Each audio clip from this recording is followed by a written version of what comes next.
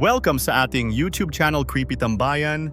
Please share, like, and subscribe mga katambay sa mga nakarinig ng unang kwento sa bahay ni Aling Rosa.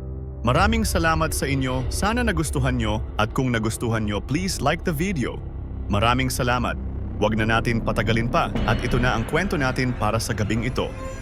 Ang pagbabalik sa bahay ni Aling Rosa, Chapter 2, ang panibagong bisita. 2 buwan matapos mawala si Miko at ang kanyang mga kaibigan, may bagong grupo na naman ang gustong sumubok sa urban legend. 3 silang college students mula Maynila, Ira, Ken at Val.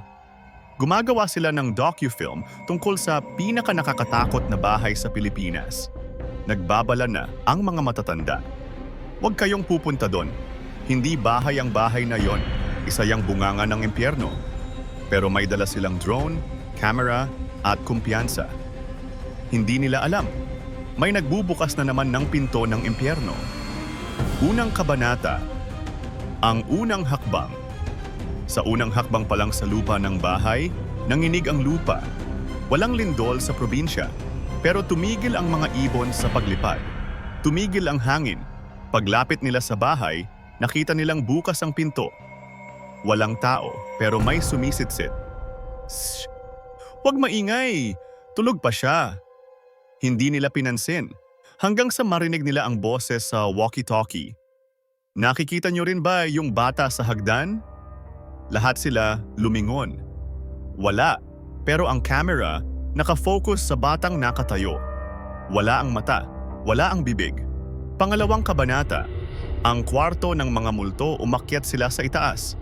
At doon, nakita nila ang silid ni Aling Rosa. Malinis, may kama, may yakap na manika, sa dingding may mga pangalan. Sinulat sa dugo at sa dulo nakasulat, Miko, Jade, Eli, Ramon, Tin, kayo na ang susunod. Napaatras si Ira. Bang! Pinto biglang nagsarado at narinig nila ang sigaw ni Val mula sa baba. Pagbaba nila, wala na siyang ulo. Pero nakaupo siya, hawak ang manika, nakangiti. Ikatlong kabanata. Buhay ang bahay, Ken at Ira na lang ang natira. Umiiyak, sumisigaw. Pero ang bahay, nagsisimula ng mabuhay. Ang sahig, humihinga. Ang mga bintana, dumudugo. At ang mga istante, may mata. Hindi tayo makakalabas, bulong ni Ken. Hindi nga, sabay sagot ng boses sa likod nila. Pagharap nila, si Miko. Pero may sunog ang katawan, walang balat sa muka, at may mga uod na gumagapang sa dibdib. Mabuti pa kayo, may bisita pa. Ako? Ako na ngayon ang tagapagbantay. Ika-4 na kabanata. Pagbubunyag sa gitna ng kaguluhan, may lumitaw na altar. Doon ay nakita nila ang tunay na mukha ni Aling Rosa. Hindi tao, isang nilalang na may 5 mukha. Mukha ng sanggol, mukha ng dalaga, mukha ng matanda, mukha ng pinatay, mukha ng multo. Isa-isa kong isinusumpa ang mga mapangahas. Gusto niyo ng kwento? Heto ang katapusan niyo. Sabay tinuro si Ken. Boom! Bumuka ang sahig. Sinipsip siya ng itim na apoy. Si Ira tumakbo, pero ang buong bahay umiikot.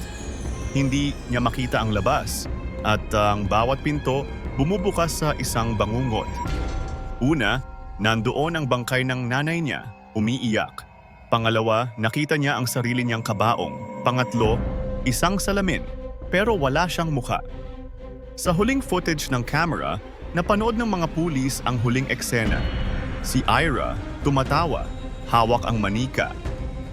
Nakaupo sa lumang kama ni Aling Rosa. At sa likod niya, si Aling Rosa, nagsusuklay ng buhok gamit ang daliri ng bangkay. May bagong pangalan sa dingding, Ira. At sa ilalim, may sulat kamay. Dumaan na sila, ikaw na lang ang hinihintay. Dito na nagtatapos ang kwento sa bilang ni Aling Rosa. Maraming salamat sa pagsubaybay mo katambay. Pwede kang magpa-shoutout, comment ka lang sa comment section natin. Maraming salamat, baka gusto mo din marinig ang kwentong kababalaghan mo sa channel natin. Pwede kang mag-email sa tambayancreepy@gmail.com. Maraming salamat at hanggang sa susunod na kwentong kababalaghan, mga katambay.